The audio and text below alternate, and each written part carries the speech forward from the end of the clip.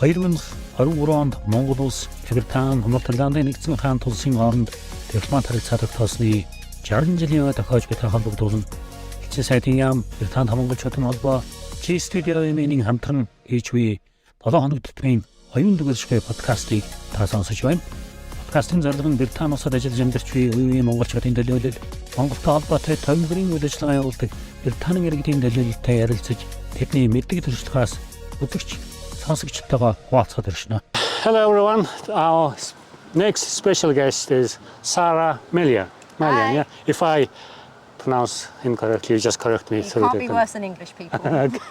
So, get it wrong. Yeah, she's the moderator of the Who fan group, Facebook group, and that's how we first found each other. And then she came to the London Adam last year, and then she decided to go to Mongolia this year. She just went to Mongolia and come back, and so let's have a chat. And what's the reason you just, how become enthusiastic about Mongolia, especially the Who? Yeah, it's basically the Who's fault. I discovered them about 4 years ago now, and I think it came at a good time because it wasn't long before COVID happened, and I was sort of stuck at home and really bored, and I mean everyone was, and it was just such good music, and it's not often that I get really sucked in with a band, but it was throat singing and metal. It's not something I would ever think of. I mean, I've listened to a lot of collaborative music. I've heard like classical and metal blended before, like bands like Nightwish, for example. But yeah, if somebody said to me Mongolian throat singing and metal, that's not a combination you would automatically think of. And so when I heard it, I was okay, I love this. This is just, the throat singing just works so well with the metal. And so yeah, I guess it was like love at first listen. And obviously they're Mongolian, and so I started finding out more and more about the culture and the history. And yeah, it was I spent so much time procrastinating on it, basically. It was like my lockdown thing was just Googling Mongolian photos and learning about the history and the culture. I bought books and just, spent so much of my life of the last 4 years. I think first time I, found you on the Facebook is the little clips you did with the Who, and also the, Western movie, for example, the, who's that? Mr. Bean's, one of the movies. Oh yeah, the Mr. Bean meme. Mr. Bean. So I'm an administrator of the Who's official fan group on Facebook. When was it set up, that group? I think it was set up in 2018, and I joined in 2020. So it's been going a little bit longer than I've been there. You've been there. So it was set up by an American guy called Larry, and I think when it basically got quite popular and there was a lot of group members, the Who management took it over. So it did become the official fan group on Facebook for the band. And they do manage it as well. But there's 5 of us who currently manage it. There's Larry from the US, Perry from Canada, me and Joe from the UK, and then Shongi from Mongolia. That's not actually his real name. He uses that name because it's easier for the Westerners, basically. But yeah, so I'm good friends with all of them now, because now we've all known each other for about sort of 3-4 years, and sort of all run the group together. And one of the things I like most about it is that quite often some of the metal fan groups, especially on social media, they can be incredibly toxic, especially with toxic masculinity and a lot of gatekeeping and stuff like that. And so as a woman, sometimes it's not nice to join some metal fan groups. And the thing I love most about the Who fan group is it's not like that. It's a really friendly place, it's a really warm atmosphere, and we all just have fun and make memes, which is what I do. I have a reputation for making memes on that group, and the other guys affectionately nicknamed me Memes and Tech Support, so that's kind of like my role on the group. So how many members in that group at the moment? Now we're just over 60,000 around the world. Wow. The majority of them are in, I think, the US, Mongolia and the UK. But Australia's coming up close, and last year we had a sudden influx of Mexican fans, actually, because last year they performed in Mexico, and after their performance there, we just suddenly had just loads of fans joining the group. So it's definitely not English only. So presumably you see the trend wherever they perform, the fan from that area Yes, comes. we get new fans from that area, definitely. So you want to keep them. Yeah. So also, when you went to Mongolia, even here, you have met with a group, yeah? How are they? Do they met treat you as a queen, the main moderator of the group? No, it's the other way around. I worship them. So the first time I met them, I went to see them in 2020 in Bristol. And actually, it was the first time I'd ever bought a VIP meet and greet session because I just love the music so much. I thought, I just want to meet these guys and shake their hand and just say, I love your music. And then the second time was in Cardiff, and I got to interview Jaya on behalf of the fan group. Yeah. It was really nice. So management and I set that up, and it was really nice because it was group involvement. So I posted on the fan group in advance and got fans to ask questions. And so the questions that I asked Jaya were direct from fans. So yeah, that went down really well with the fans. They quite liked it because a lot of the interviews they do, it's press interviews, and so some of the material can be a little repetitive. Yeah. So it was really nice to ask one of them, the fan questions, what the fans really want to know. So this time, I just mentioned you went to Mongolia, then saw Dasha. Yeah, I did, yes. producer. I got to go to their studio and meet How was the Sadashka. meeting? Amazing. I was almost speechless. But I did manage to say Sen Benor. So That's good. My son did as well, actually, and Dashka really liked that. It was amazing. And I got to see 2 new instruments. They're not released yet. So there was no photos allowed or anything like that. Oh, wow. But, I got to see those, and the fans are going to love it when they see them. They are amazing. So yeah, the musical instruments they play with is fascinates. There's Mongolian tradition, but they put the modern, whatever the rocky features in it, isn't it? Yeah. We call modern horn, but they play like a modern horn, but the actual instrument look completely rocky. Yes, it does. It complements the sort of rock and metal world really well. Yeah. So I saw you last year in London, Madam, first time because we had been communicating through Facebook and things. Then you come to the London, Adam, with your father and son Owen and Owen. Owen. So sorry if I pronounce Owen. And you told me you love to go to Mongolia. Yes. Last year. Then you went to Mongolia.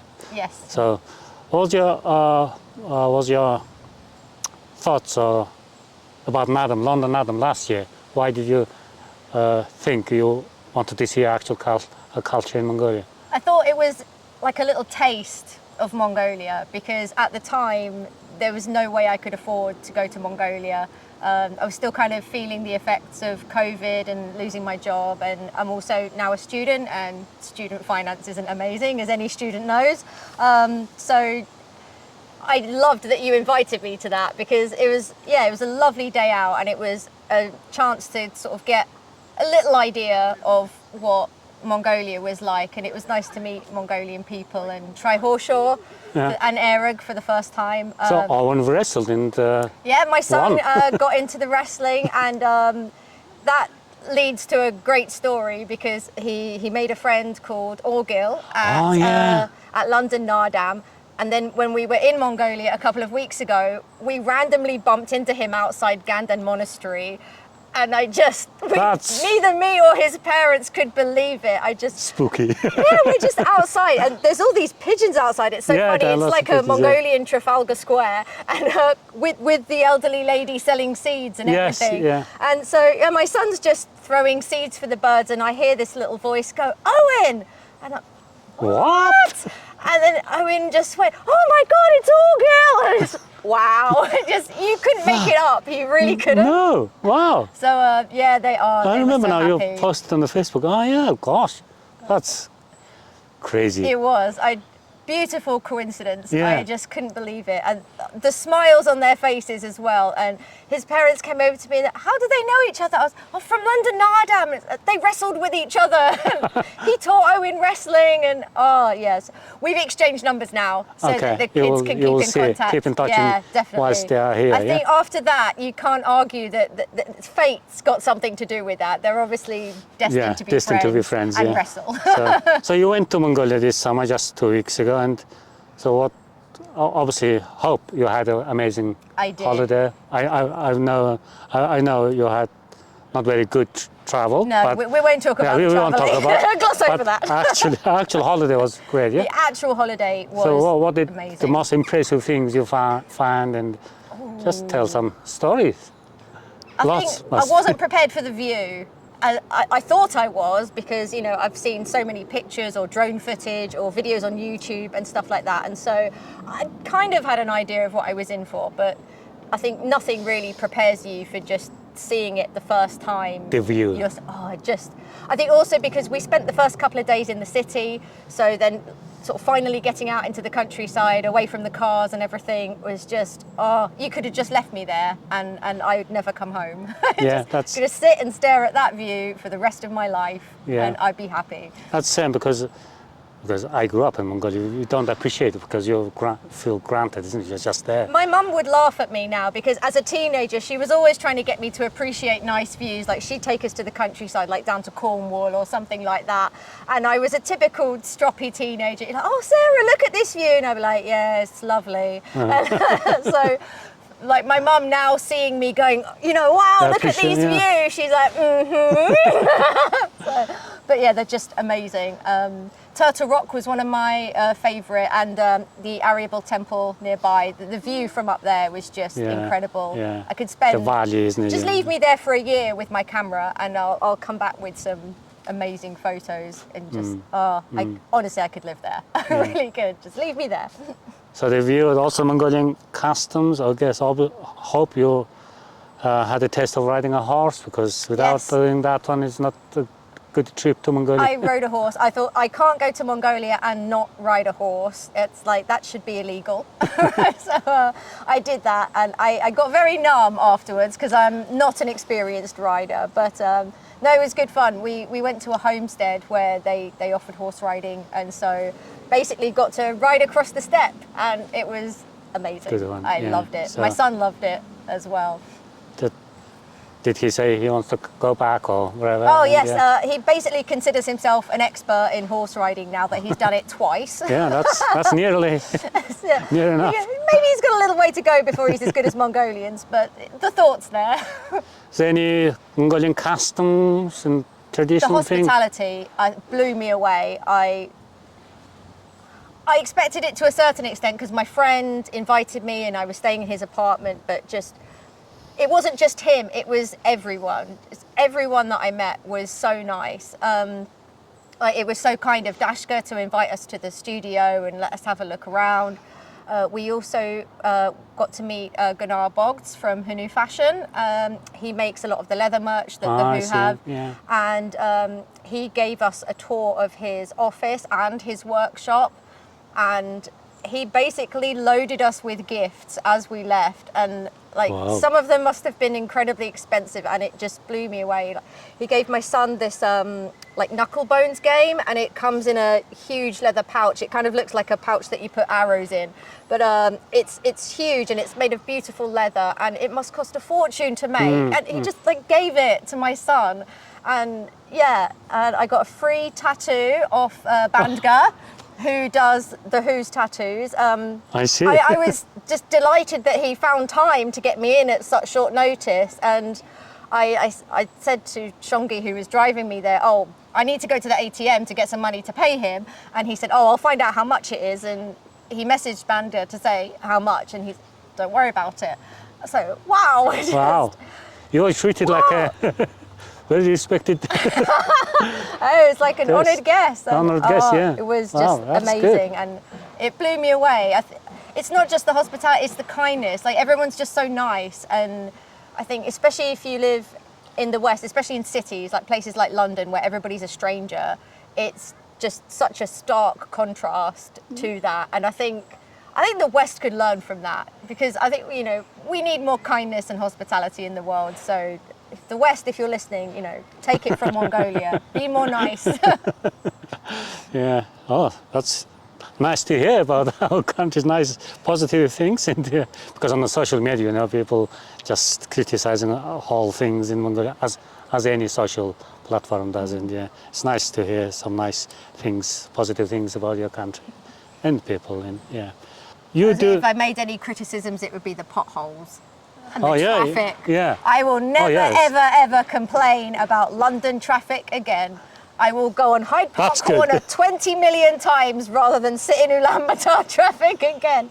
Honestly, I noticed there's only two things about Mongolian traffic. It's either complete standstill or crazy. The amount of times a car just came within like that much of hitting us, because it's like every man for himself, because the traffic's so bad, so everybody just puts their foot Himself, down yeah. and has to go.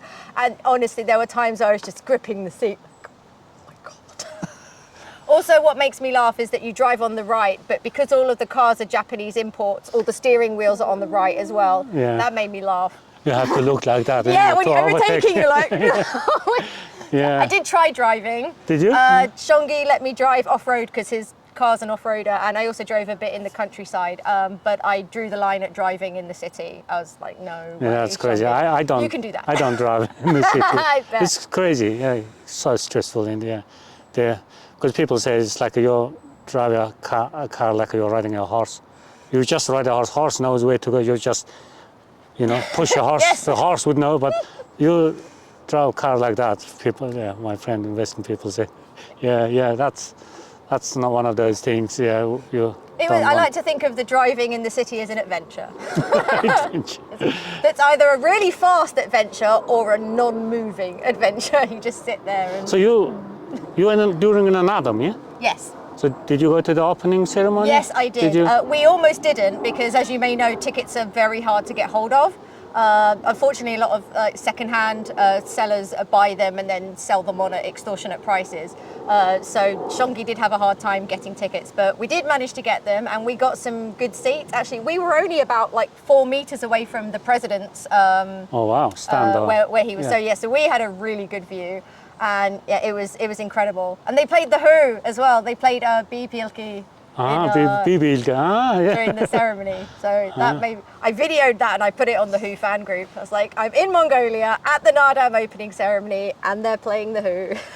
I am happy right now. Did you see the Mongolian wrestlers first round? No, we didn't. The weather actually was really, really bad that day. It was rainy. You may have seen from the footage, it just rained the entire time. It's like, I'm sorry I brought the English weather with me.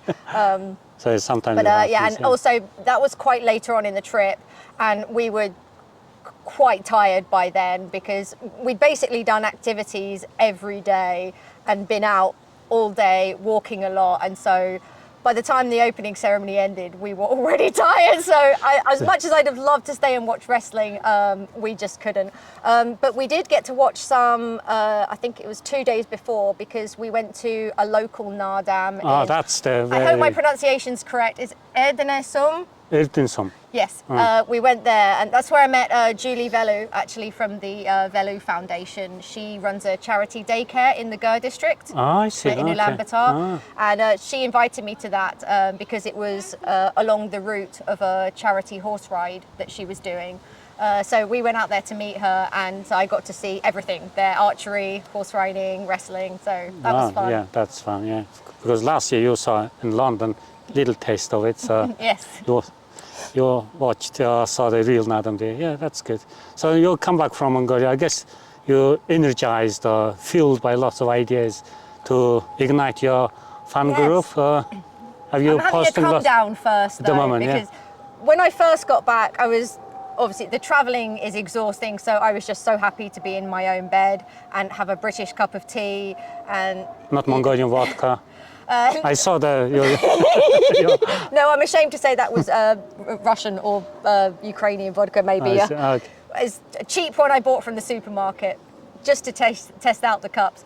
But no, we were exhausted from the travelling, so I was just so happy to get back in my bed. But I think after about 3 or 4 days, I was just like, I want to go back now. I'm bored now. I want to go back. Full of adventure. Yeah. Yeah, another adventure, please. I've recovered now. Let me go back. But. So yeah.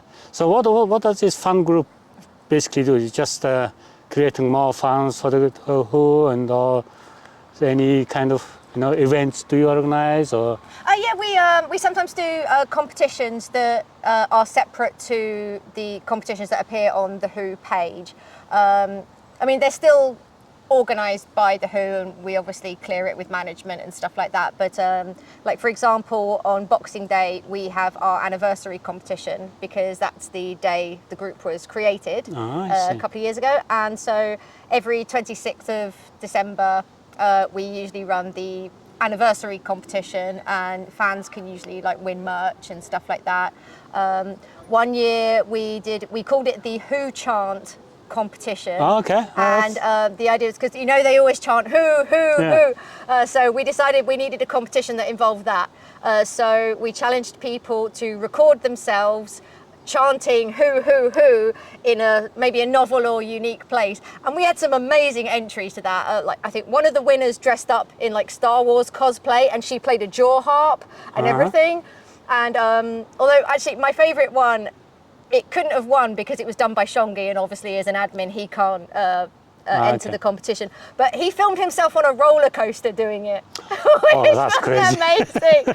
He was living in Denmark at the time, and so they've got this wonderful video of him on a roller coaster going down. That's crazy. Yeah. We had another lady do it. I think she lives in Canada, and so she did it up a snow-capped mountain. So we had some really interesting ones, and that's a good idea. They were actually. really fun. Yeah, spreading the Who But I think otherwise spirit everywhere. The group is it's there to share the love of the Who. We share pictures. There's quite a few contributors who will screenshot the Instagram pictures and then post them to the fan group to let people who don't have Instagram see them. We always share the tour dates and stuff like that, and sometimes people can look for tickets if they haven't been able to get them. Obviously, we always advise them to take care when dealing with strangers online. But I've seen some wonderful situations where somebody had a problem with their tickets and other fans came to their aid remotely and somehow got them into the concert because they couldn't go, so they gave them their ticket or something like that. And so it's a really nice atmosphere, and like I said earlier, it's a really non-toxic group. It's got a really friendly atmosphere, and all of us guys work really hard to keep it that way because that's why fans keep coming back. And I think the group is as successful as it is because it's not full of arguments, basically. Yeah. Obviously, sometimes there's someone, writes something. Presumably, that's the nature of the social platforms. Yes, as soon as we see conflict, we just get rid of it. Bye. This is a happy place. So we will have peace. It's open group, isn't it? Yes, it's a public group. Public group, it's not private. We do have. Because I'm in because I occasionally go in and see.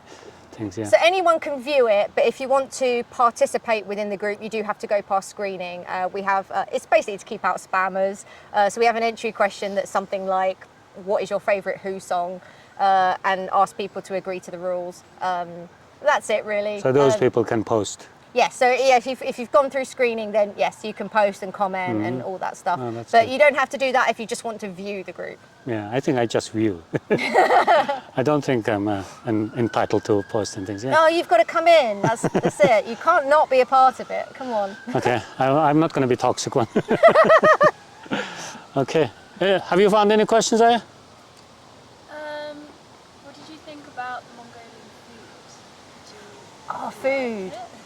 I liked the majority of it. I loved horseshaw, but because of the time of year of it being Naadam, there's just horseshaw everywhere. Yeah. And I think by the end of the holiday, I was worried I was going to turn into horseshaw because I ate so much of it. I tried bort. I tried erog. My partner couldn't try too much erog though, because unfortunately he's lactose intolerant, so he couldn't try that too much. Dairy product, yeah. Suvan. That was lovely. my son's favourite actually, and basically every restaurant we went to, he ordered suvan.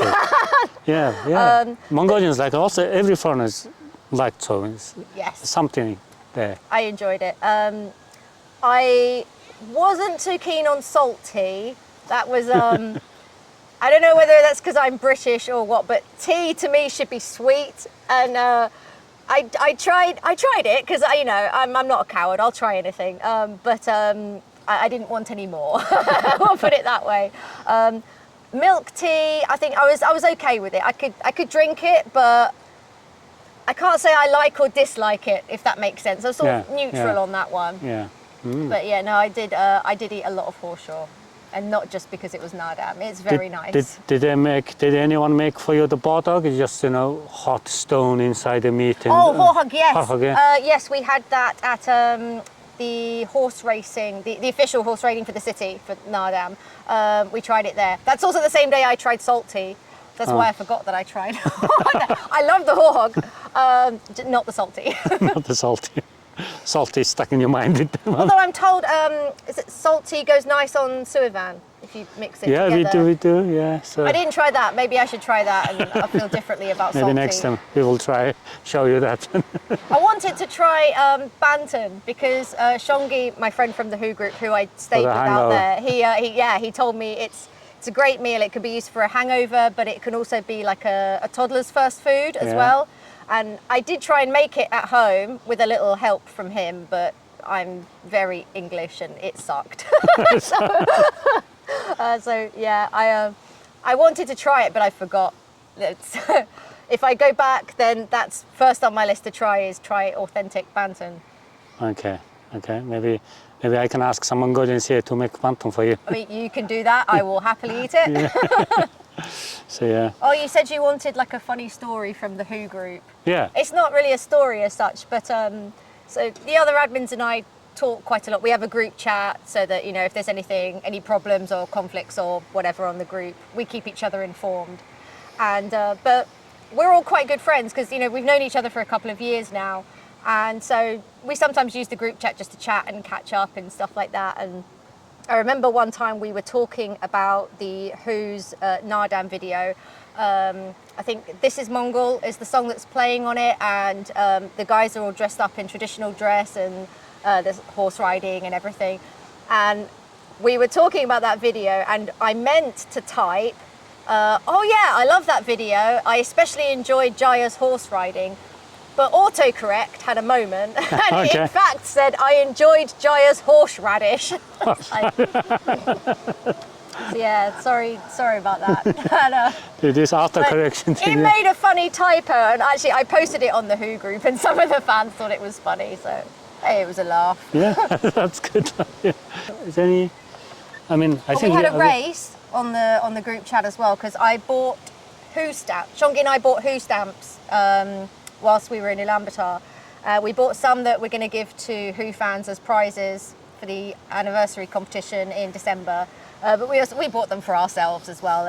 And I took the stamps home with me to mail to the other guys because mail is better from here.